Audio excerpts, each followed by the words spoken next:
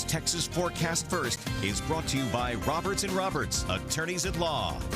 Well, a partly sunny afternoon and a warmer one. Temperatures up to near 90. Lots of blue sky out there. But as we take a look at the radar, you can see quite a bit of rain. Parts of far deep east Texas, Trinity County, as well as Angelina County, Sabine and San Augustine counties drifting north. Some of it could come our way, although in a reduced state later on tonight. Temperatures again upper 80s to near 90. Your forecast first is going to call for a partly cloudy night, a quiet evening, and then maybe a shower or two late tonight. Lows in the low to mid 70s. Your news starts right now. Coming up this afternoon, closing in on the coastline, a live look as Hurricane Florence inches closer to the U.S.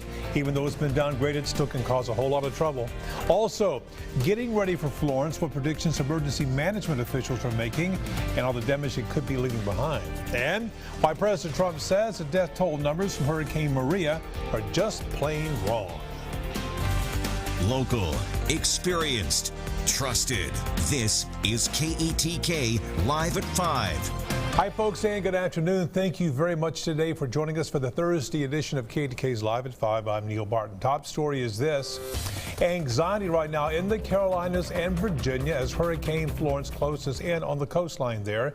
This morning, the storm weakened, but the threat of wind and flooding continues. Now, the storm is expected to make landfall on Friday. Seen today, vastly different from yesterday. A live look from Nags Head, North Carolina. Yesterday, clear skies. Today, the clouds blocking out the sunshine and the winds really picking up dramatically. Now, this storm is projected to hit later on. The KTK storm team has been following Florence since last week. Chief Meteorologist Scott Chesner right now joins us live from the Storm Center with this storm situation. So, Scott, how close is the storm for making landfall? It is now, Neil, within 100 miles of Wilmington, east-southeast of Wilmington, and moving kind of toward the west-northwest. Let's go back to this morning on the satellite. Look at that beautiful scene there from space, and you can see right where that eye has been, and it is drifting toward the wind. It's slowed down a little bit. It had been around 10 to 13 miles an hour, now about 5 to 6 miles per hour. Here is a radar view. Look at that. Clearly defined eye, and the motion has slowed as expected, but it is less than 100 miles east-southeast of Wilmington. If it continues on the track it's on, it'll probably make landfall a little north of Wilmington. Here's a look at some of the current wind gust, and Cape Hatteras at 52 miles per hour, New River 49 miles per hour, and the hurricane force winds extend out about 80 miles from the center, so that's why they're not quite seeing those hurricane force gusts yet. Let's go through the track here on still a Category 2 at 100 miles per hour. This is the latest advisory. There you see the coordinates moving west-northwest at 5 miles per hour. So as we go through the sequence here, you'll see that it is very close to land by 1 o'clock in the morning, maybe still just offshore in between Wilmington and Jacksonville as a Category 2, and then it moves inland over far southern North Carolina as a Category 1. This is 1 p.m. Friday. So you see that's that movement is fairly slow, but it is going to be enough to cause tremendous amounts of rain in some areas, just not maybe as much as it looked like earlier. And you can see it continues to move into South Carolina, but only as a tropical storm, and then it begins to curve and head up toward the Appalachian area. Meteorologist Marcus Bagwell has a lot more for us now. Marcus. Well, Scott, we continue our team coverage this evening as Hurricane Florence, even though it is weakening, it is still expected to be rather lethal. The outer bands of this storm have begun lashing the southeastern states, and as you can see from this live look from near Cape Fear, North Carolina, you can see that the strong winds are starting to increase, and this is only the beginning. Florence making her presence known. Your time to get out of those areas and storm surge inundation is coming to a close. I cannot emphasize that enough. Forecasters are basically indicating feet of rain, not inches. Millions heeding the dire warning to outrun her raging arms, carrying powerful winds and potentially catastrophic rain. We're not going to be able to come out and get you if you have an emergency while the storm is underway. While others make the most of every moment in final preparations. There's nothing we can do here. When winds get above 3 digits, the only thing you can do inside your house is die. With Hurricane Florence at the doorstep, officials have sounded the final alarm. If you have not left these evacuation zones, you should leave now, because time is running out. Wherever she makes landfall, Florence promises to make the record books.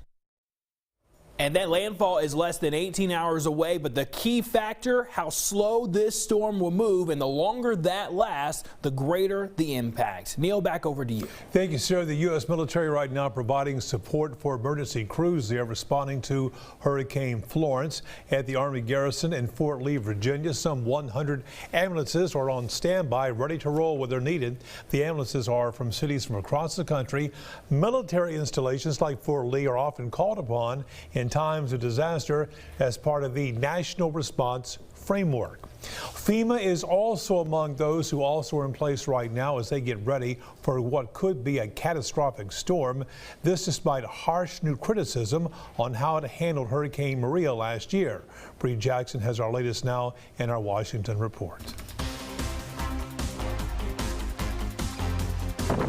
Time is running out as Hurricane Florence prepares to make landfall. Forecasters say the storm slowed down but warn it remains a major threat. Please do not let your guard down. The storm surge forecast associated with this storm has not changed. Forecasters predict extreme storm surge and historic flooding for the Carolinas and Virginia. As residents brace for the worst, rescue crews, including Coast Guard choppers, are preparing to deploy where needed. Also for the storm, we've pre-staged shallow water response boats, as well as bringing in additional search and rescue aircraft, which will be staged in Air Station Savannah, Georgia. Once the storm passes, emergency management officials predict Florence will leave catastrophic damage behind. The infrastructure is going to break. The power is going to go out. It could go out for a number of days. It could go out for many weeks. It's hard to say at this point. And as the storm approaches, FEMA faces sharp criticism. Some lawmakers raised concerns about the agency's response to Hurricane Maria last year. Today I spoke with Senator Tom Tillis, who tells me he's confident FEMA's ready. In a time of crisis, the last thing you do is cast doubt on your first responders, your law enforcement, or the emergency management people who have their heart into it and they're doing the best they can. FEMA says it pre-positioned resources in North Carolina and other impacted states. Crews are also working with federal agencies to coordinate response efforts. Tillis says lawmakers are keeping a close eye on the storm and are ready to provide emergency funding if needed. In Washington, Bree Jackson. Something we think that you should know about. SWEPCO right now is sending more than 80 people to the Corpus Christi area, 34 of those people from East Texas.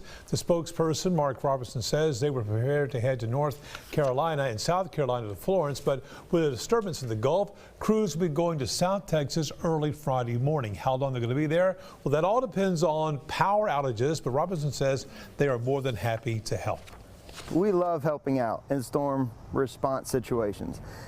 Truly, we feel like it's our neighborly duty, right? If someone's got power out and they need our help, they give us a call and we run to their rescue. They do the same thing for us. If we have large storms like we have in the past, they'll come to our rescue. So we feel like it's very much a brotherhood that we're a part of. We love to help when we can. Yeah, you bet. Encore, by the way, is also sending 200 people to the Raleigh, North Carolina area. Now, these crews are coming off from East Texas as well as Dallas-Fort Worth, and he said they left this morning driving their equipment. They could be there a few weeks. In a lot of cases, it's new construction where they're where everything's wiped off the earth, and we go in there and just start setting poles and putting wire back in the air. Other times it's diagnostics and trying to figure out exactly what we have to do to get the lights back on as quickly and as safely as possible. And he said once the first crews get there, they will decide if they need more resources to help. Anheuser-Busch is stepping up to help out as well to produce emergency drinking water supplies for those in the pathway of Florence. 2 plants will be producing canned water. First of all, one from Colorado, the other from Georgia. Just last year, the brewery provided almost 3 million cans of water to especially those hit so hard by Hurricane Harvey. President Trump is escalating his pushback against criticism that he botched the response to Hurricane Maria last year, and an estimate that nearly 3,000 people were killed there in Puerto Rico. And today the president says that death toll is just plain wrong. NBC's Blaine Alexander right now reports from D.C. With Florence looming in sight, President Trump is looking back, arguing 3,000 people did not die during Hurricane Maria in Puerto Rico. The death toll, he claims, was inflated by Democrats, quote, to make me look as bad as possible. Today, criticism from the man who led the recovery after Hurricane Katrina. I would kick him on the ankle and say, look, focus on the future damn storm. Stop looking in the rearview mirror. Puerto Rico's governor, who has praised the president's efforts, today saying his people's pain should not be questioned. And from House Speaker Paul Ryan. There is no reason to dispute these numbers. George Washington University tallied deaths in the 5 months after Maria hit. FEMA Director Brock Long questioning the report's bottom line. And there's a big discrepancy between direct deaths of how people died from the wind or the water or buildings collapse versus the long-term secondary or indirect deaths. Long also weathering personal criticism after a new report reveals he is under investigation for spending government money on private trips. You know, doing something unethical is not part of my DNA, and it's not part of my track record my whole entire career. So, promising to cooperate with the Inspector General while he and his agency remain focused on Florence. And the president was briefed again today by emergency officials. He promised that the government is supplied and ready. Blaine Alexander, NBC News, Washington. And of course, we will continue to follow Florence progress throughout the day and night and tomorrow morning. You can also find information 24 hours a day on our website, EastTexasMatters.com. Coming up next on KTK's Live at 5, floodwaters continue to rise. A look right now, a live look at Morehead City. We'll show you what our reporters on scene are saying as they're keeping an eye on that area. And you know what? Austin here in Texas is the first city to consider stopping the declawing process on animals. That is essentially like walking with a pebble in your shoe. This restriction could trigger similar laws in other places. And KTK's Live at 5 rolls along. Well, remember that tropical low that's been in the Gulf the past couple of days? We're going to take a look, see if anything has become of that. Also, check out the radar and double team weather with meteorologist Brian Alonzo. Look at the drought monitor, which gets updated every Thursday. Back after the break. You're watching KETK Live at 5 with Neil Barton and Chief Meteorologist Scott Chesner.